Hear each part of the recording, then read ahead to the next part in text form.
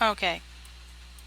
So, I want you to keep in mind the following questions, and because this is what we're going to be talking about during the session.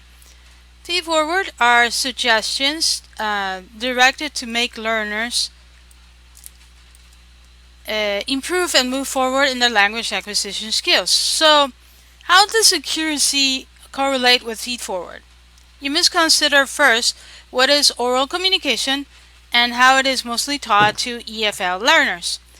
For most EFL teachers, oral communication is taught under the communicative language approach, where the CLT's principles are more concerned with having the learner speak in the language. Accuracy correlates with feedforward in that the suggestions given to the learners during the action research targeted specific grammar, vocabulary, and or pronunciation mistakes the learners may have made during their conversations with their teacher. As we continue, I will showcase how feedforward links with feedback and what part it plays in it. Now, I'm going to share with you some points about my project. The teaching of oral communication is usually focused on fluency, where the assessment is on them speaking English. However, this study focused on the three main concepts covered in accuracy, as I mentioned before, grammar, vocabulary, and pronunciation. Accuracy focuses on how a learner's precision can enable clear communication. This was needed for the sample population who were, you can see, missionary hopefuls, in which they needed to be accurate in the field. In the following slide, you will see two lesson reports from a V1 learner and the application of Feedforward, where accuracy mistakes the learner made during the initial tests were noted and how it improved in the first unit's test. Okay, let's listen to the two audio clips. One is for the diagnostic test with pretest, and the second one is for the first unit's test. You can see part of the lesson reports too.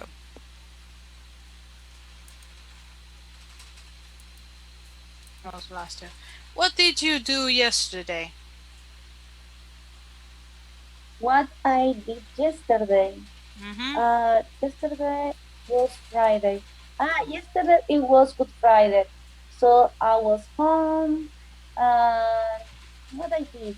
I was helping in the kitchen to my mom because she made panesca. Okay. All right, and can you tell me a little bit about yourself? Well, my name is Vivian, and my full name is Vivian Alvarez. I am 39 years old, and I am a teacher. Yes. I work in I work in Mount Sinai on Sundays because I work with kids. The learner's accuracy improved between the diagnostic test and the first unit, and as you can see, her fluency was still spot on. Now we'll briefly delve into some concepts used to acquire accuracy. There are four concepts. The hyperdocs, the use of hyperdocs, and here you can see a picture of what was the hyperdoc. Agency, autonomous learning, and resistance to autonomous learning. First, a hyperdoc is basically a document that is available online to the learners. This hyperdoc may be a Google Doc, here you can see my Google Doc, or on any other platform online. In its most basic form, it can contain a curated list of hyperlinks on topics the students can access by themselves whenever they wish to do so. The second concept was agency. As I wanted learners to apply their agency, I created a curated hyperdoc with hyperlinks separated into the three main components of accuracy: grammar, vocabulary, pronunciation, and there were other topics up into them, such as how-tos, for example, how to say the date in English, or how to give personal information. and other topics. And because there were missionaries, there were also listening comprehension exercises and Bible related topics. The main authors to talk about agency were Korhonen, who in 2014 who talked about language learning related to the learner's behavior and disposition, Hunter and Cook in 2007, a person's initiative in how and when to act, and Carpenter and et al. In 2020 talked about agency in relation to technology and how to use it. The third and fourth concepts are on autonomous learning and the resistance to it. Benson described the characteristics of an autonomous learner. Wong and Benson talked about what was autonomous learning in 2013, while Carrella and others in 2020 explained the concept of resistance to autonomous learning. It was important to note this as at the end of the project, after conducting some interviews, two A1 learners' very low scores showed a definite resistance to autonomous learning. Kairala et al. Also stated that some reasons for this resistance to exist were centered on the students being used to a teacher who facilitates their learning by giving them everything in class and not demanding students carry out autonomous learning. So what do we know about feedback? Feedback is a topic that many authors speak of. Because Feedforward is part of the feedback loop, I will now explain why feedback is as important as Feedforward. The most important feature of feedback is that aside from being frequent and rapid, for it to be effective, it must lead to change in the way a student uses the language. We have the author Joe Hirsch in 2017 who criticized the way feedback is usually handled. Habitually, the person giving the feedback focuses more on what the learner does wrong. This usually sounds like criticism and tends to bring the one receiving the feedback down and does not lead to moving forward. This is why the use of feedback seems incomplete. Now, Marcena stated that feedback was a mechanism that used between teachers and students. Abatayo, on the other hand, described feedback as being on a loop and lists the parts of the loop. We have the feed up, the feedback, and the feed forward.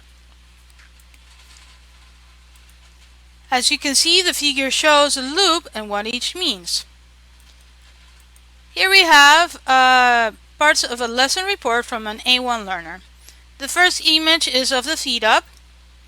The second image is it's mostly on the feedback during the lesson.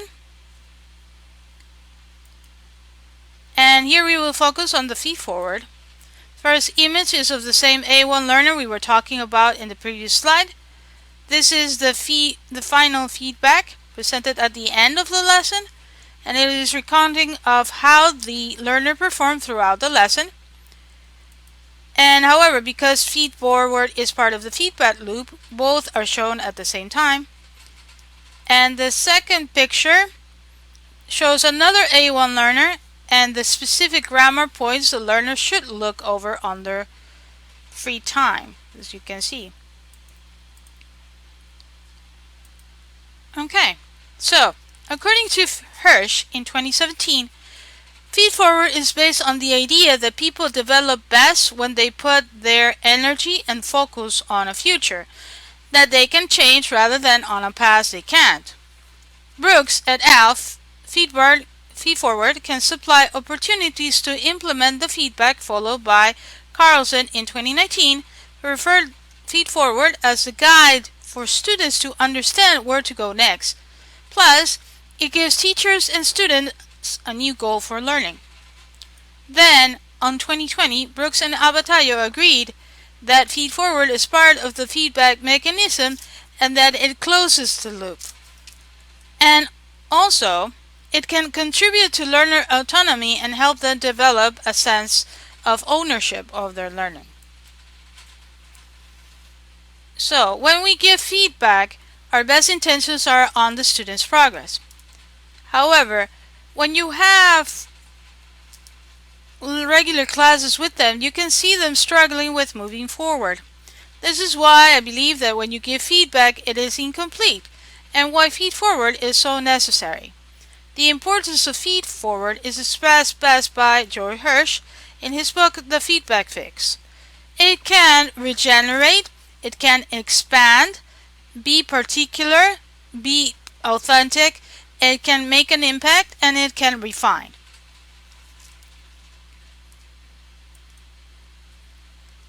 Now I'm going to talk about the innovation. I'm going to show you how I apply feedforward to improve accuracy in the learner's conversation skills. This is another lesson report from an A1 learner. We have the feed up, the new words, the word pronunciation and corrections refer to the components of accuracy, and the third column of questions and comments show the name of the mistakes. Most of them were grammar rules, but in other lesson reports from other learners it could have been a contextual issue on vocabulary. Because this learner's level is A1, I told the learner to make sure that when you give short answers that these are not conducive to effective communication, which is why it's noted. And at the end, feedback was given and after the feed forward. And notice that the feed forward is different from the homework. Here we have a video clip on a B1's learner's practice on how to express what is her least favorite thing to do. What is your least favorite thing to do?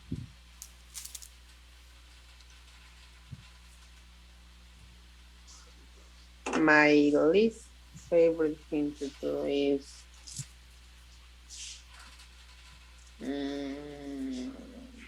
to wash clothing. The audio is not very clear. The laundry.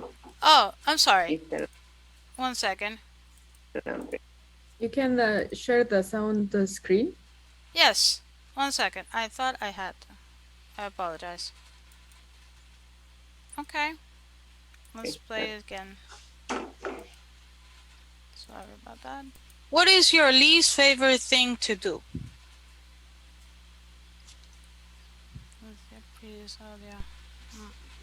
My least favorite thing to do is...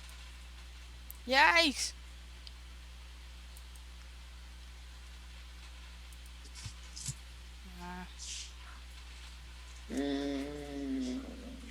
To wash clothing. The laundry. It's the laundry. Okay, so my least favorite thing to do is do the laundry.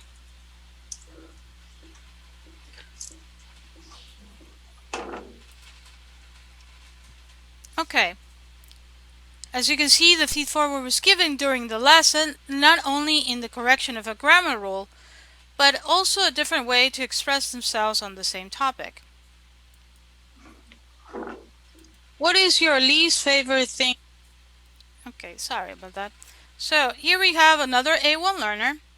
The objectives of this 5th lesson was to practice the questionnaire on how to give personal information about work. Although the third column shows mostly the questions asked during the lesson and almost no comments, the feedforward can be found in the second column as either corrections or options when the student did not give an answer. In these cases, the feedforward was more verbal than written.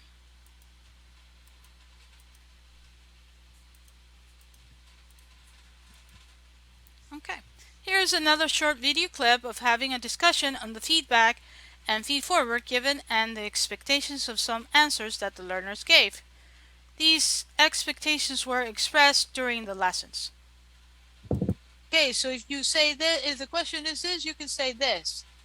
That's an answer. That's your answer. But you can also say this.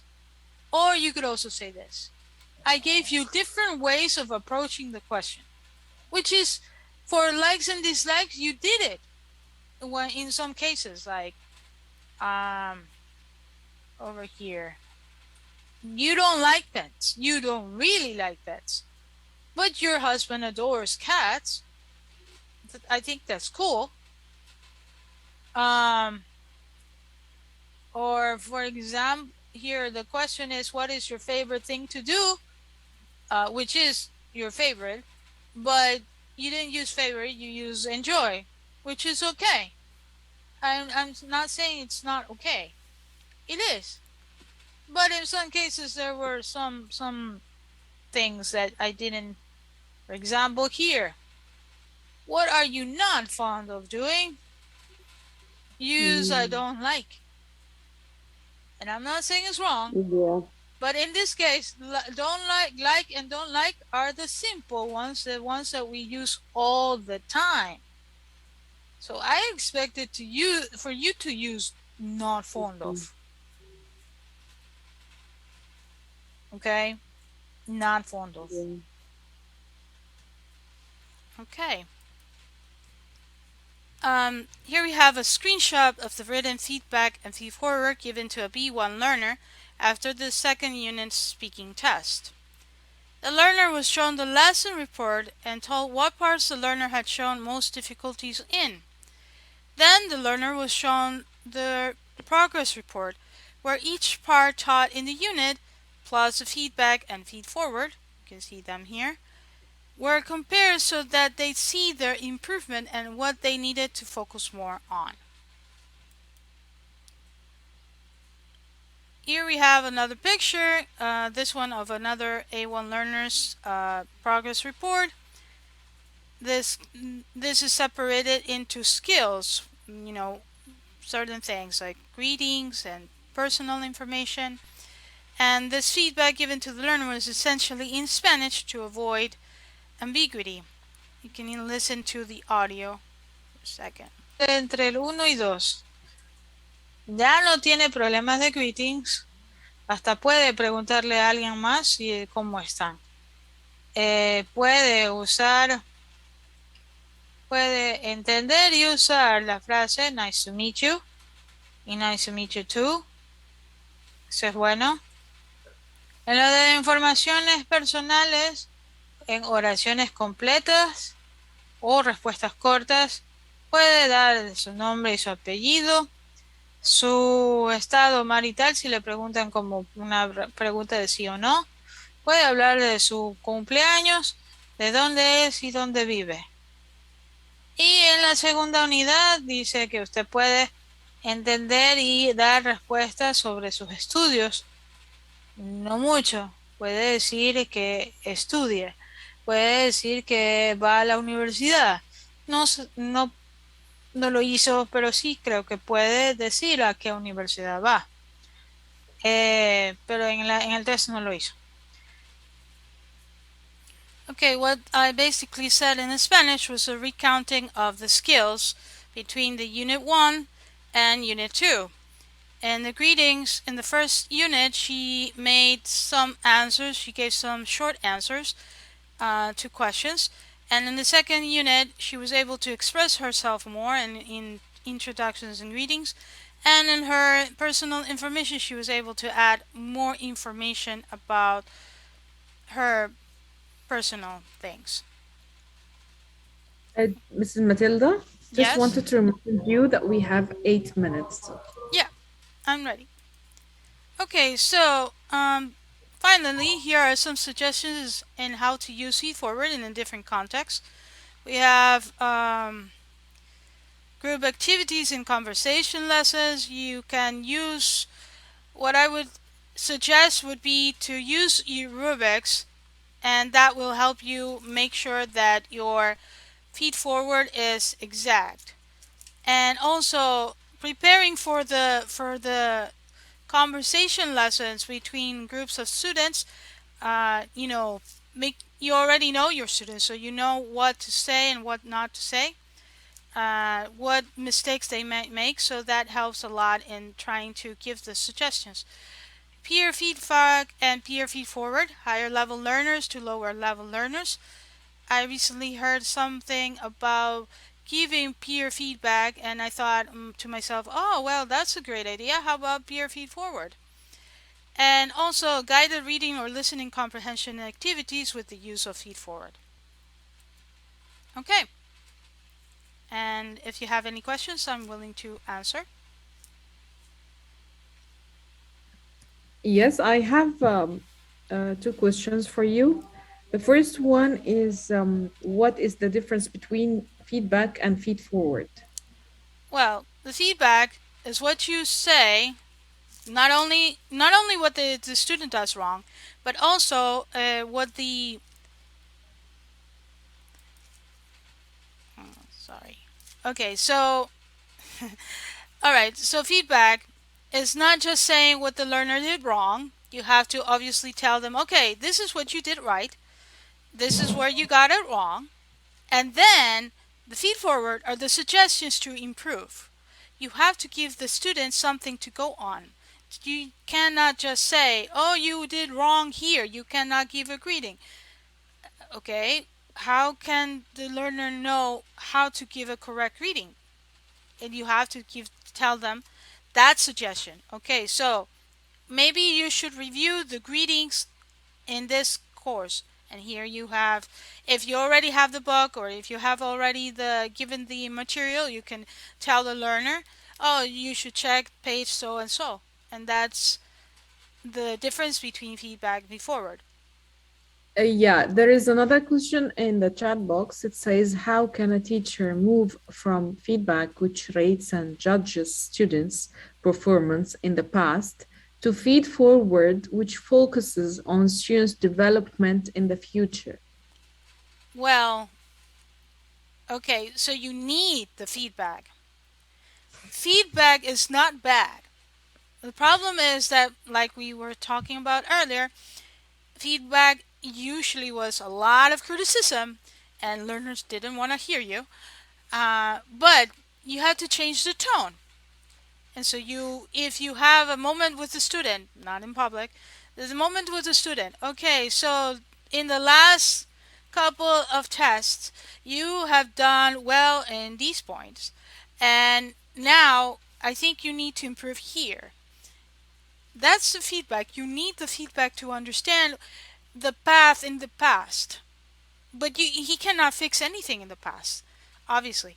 Now, in order to move forward, you need to give them suggestions, very pointed suggestions. Don't just say, okay, I think you need to improve this. How do I improve that? If you don't tell the learner how to improve it, then they won't know how to do that. There is one last question. Is feed forward the same as giving homework? No. Sometimes when we make a lesson plan, we plan, okay, so this is what the objective is, this is what I'm going to be teaching, and this is the homework, right? And we have certain activities that we want the student to focus. If it's reading, we're going to focus on vocabulary. If it's grammar, we're going to focus on a specific grammar point. But what happens if the learner or the learners are continuously making a mistake in, suppose you're teaching past continuous, but they're still having problems in present simple. The suggestion to improve is different from the homework. You want to give them a suggestion. Okay, so you guys, this is the homework. These are the exercises for the past continuous. Now you can do these activities, the present simple. Make sure to review this also. It's not the same. And what is nice about Feed Forward is that it's not homework, it's a suggestion, but you can use it as your feed up for the next lesson. Thank you so much, Ms. Matilda. It was nice to have you in this conference. It was a very interesting topic. Thank you so much. And I would like to remind everyone that it's time for a break from 3:30 to 4 p.m. And then we will get back to